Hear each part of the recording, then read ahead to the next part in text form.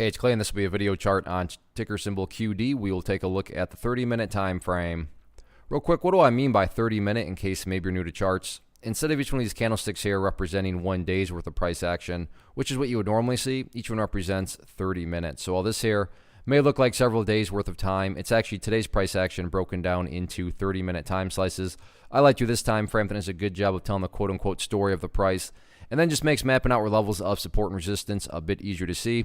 I don't mean to state the obvious, but I will anyways. Crazy price movement today, and then you factor in down here the volume, and by far the biggest volume this chart has had for quite a while. So a lot of eyeballs on this one, so let's map out some levels of support, and then we can talk areas of resistance. So the first level of support is what I would call the ideal level. When you say, hey Clay, what would make this chart look the strongest going forward?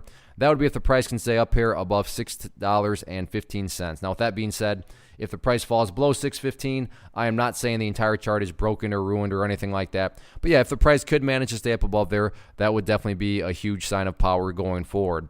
Taking a step back and looking at things from more so a big picture point of view, that is where the purple line comes into play, the famous 50-period simple moving average. Keyword being moving. As time goes by, that line is going to move itself higher and higher. So a very basic yet highly effective way to judge the health of the move, this right here being defined as quote-unquote the move, just watch that purple line. As long as the price can stay above that line, as the line itself moves higher and higher, then the bulls are in full health, the bulls are in full control. How are you going to best visualize that? That's what's being represented. Again, sure, staying above 615, that would be great. However, from the grand scheme of it all, as long as the price is above that purple line, then the bulls 100% own the chart. What about levels of resistance? As far as where the sellers are hanging out at, pretty straightforward right now. The party stopped today right up there at the $7 mark. So that'll be public enemy number one going forward. All in all, though, great looking move, great volume. Not just a question of, can the bulls start chipping away and building higher bases? Because as long as higher bases are being built over enough time, everything else will take care of itself, including breaking those levels of resistance. So focus on the healthy consolidations and building higher bases, and then just sit back and let the trend do its thing.